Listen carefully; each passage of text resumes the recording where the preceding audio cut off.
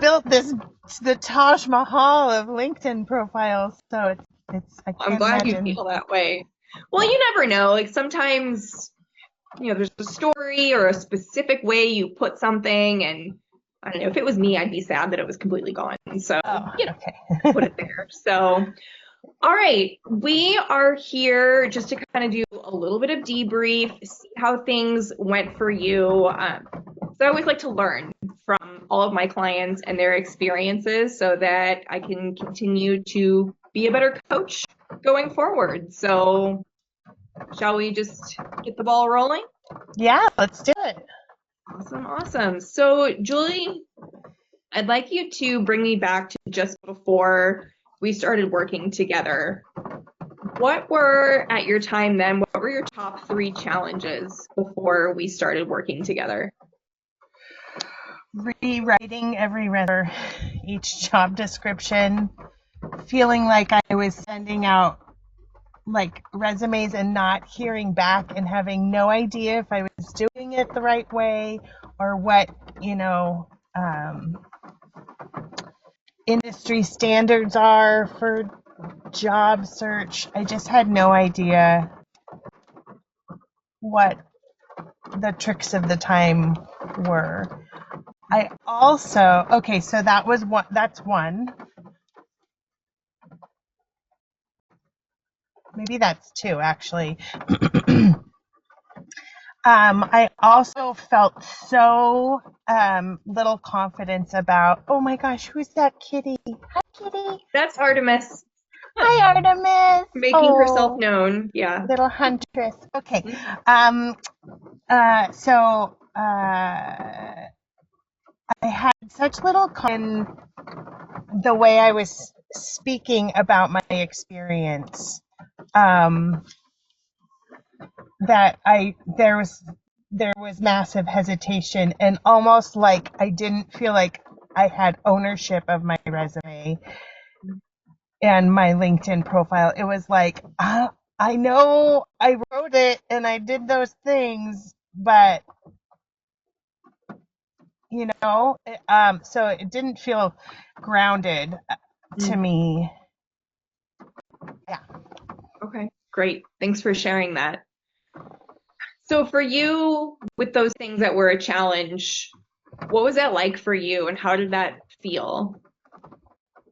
So frustrating. I noticed I talk about things in terms of like the effects on my body and my mental rather analytically, I guess sometimes. So I felt so overwhelmed and frustrated and exhausted with just churning out resumes. I didn't even know, like, I was like, I don't even know if this makes sense anymore because I feel like I'm just changing things to include keywords so that it'll match some algorithm and blah, blah, blah. I just didn't even feel ownership of my resume anymore, even though I did it all. So I felt tired. I felt overwhelmed, and I felt like almost like tired, and that's how my body processes anxiety, and which also can then lead, the flip side to that can be depression. So I was like, this is too much. I want to go take a nap, kind of a thing. Yeah. That's a very normal response to that. Which overwhelm, you just get tired and want to lay down, and it's very hard to get motivated to move forward when you're in a state like that. So yeah, I think that's a very normal way to feel. So you have a son, it's you and your son. How is this stress and anxiety impacting you and your son and your family?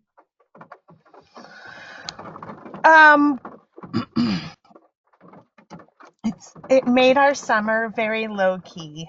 I didn't have the energy to plan lots of things, and also, the one part of that is also financial. To kind of do fun things, sometimes it takes money, but I just was like Marley, I can't. I have to focus on uh, applying for these jobs, or I need to go take a nap or something. So Yeah. Yeah.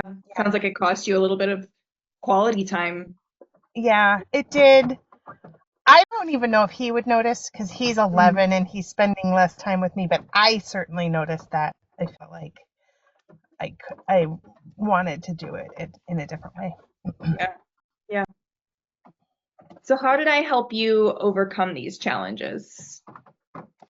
Well, right off the bat, there I feel like a sense of ownership of my of my experiences and my talents, and there's such a I'm in a completely different level of confidence with it. So, with that and with practicing speaking about it, I'm gaining more and more groundedness around it.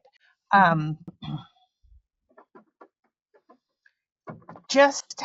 just verbalizing my stories and talking you through so that you could do the resume. I was like, oh yeah, that's what that means, and Mhm. that's what that means, and I can just like it's so much more in depth that I feel, even though I didn't write the resume, I feel an ownership over it, like I did that. Yeah. Yeah, and it's put in a beautiful way. So and I have clarity about like don't put time into, you know, jobs.com or Monster or stuff like that. It's like I feel like I have a plan of what to look uh for um where to put my time and effort in the application process. Amazing.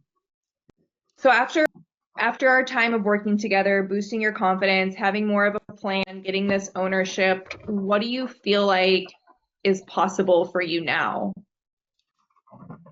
I'm gonna get a kick-ass job. Come Yeah, you are.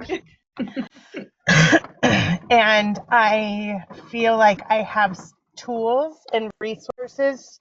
You know, like I knew resources were out there, like, oh, okay, here's how to negotiate salary and things like that. But there's so many different voices coming from so many different areas. I just needed one place to focus. So you had given me lots of tools on, okay, here's how to go about having the compensation um, conversation, and here's the plan for the interview. Resources that I'm sure a lot of them are good, but here's where resources. Mhm. So rather than there being so many options, there's like, okay, here's how I'm going to do it. A clear plan. I forgot the question. Can you repeat the question? What do you feel like is possible for you now? Oh, yeah. Um, I feel like God, it's just the level of confidence is way different, and I that's just gonna help me to break through all the other things that I felt like were holding me back. I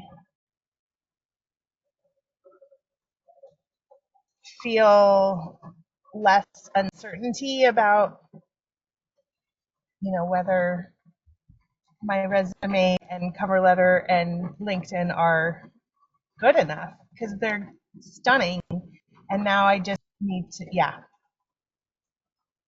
need to cater them to individual things. And you're feeling better and more confident in your interview responses and ready to tackle those? Yes, I will need practice. Okay. I did, yeah, I did notice that I feel like I need somebody to practice with. So I've asked two friends. One of them actually is a coach. He's more of like a personal, he's the one who actually encouraged me to seek you out. Um, and he's my neighbor. And I was like, Roy, can you sit down and practice interview questions with me? He's like grandfatherly, super, Yeah. super kind. So he's going to Great. help me do that.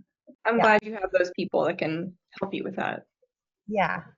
Yeah, practice is It is very important. That's where a lot of times is practicing it until you're like, yeah, I know this. I have it down pat.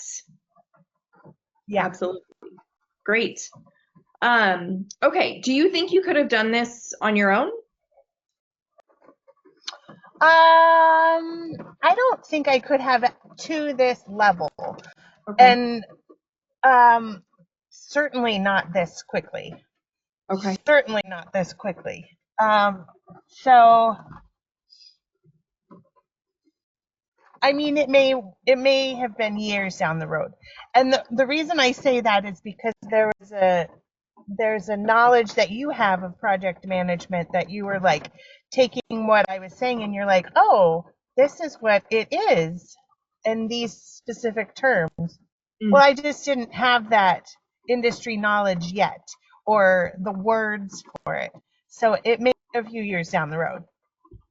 Yeah. But yeah. Great. So you feel like this really fast tracked you.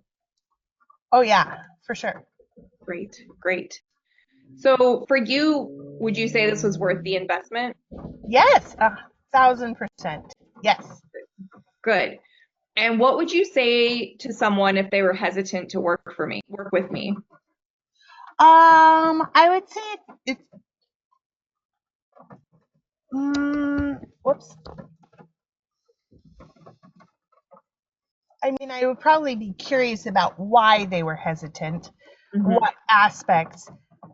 You know, if it's money, I'm months and months closer to a job that will fully, equalize the $1,100 that I paid you, which was a total bargain, by the way.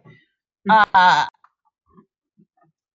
if it's time, it also saved time. There was a level of clarity that I just didn't have on my own. I had so many wonderfully lovely, sweet friends who volunteered to look at my resume and help me make edits and do the same for cover letters that it was almost too much. It was like, and also they don't work in project management, right? So like all these super wonderful, well-meaning folks, uh, it was like too confusing. So having one person that's just cutting through targeted um, language and listening to you listened to exactly what it was that I said that I wanted from our sessions together. Yeah. Good.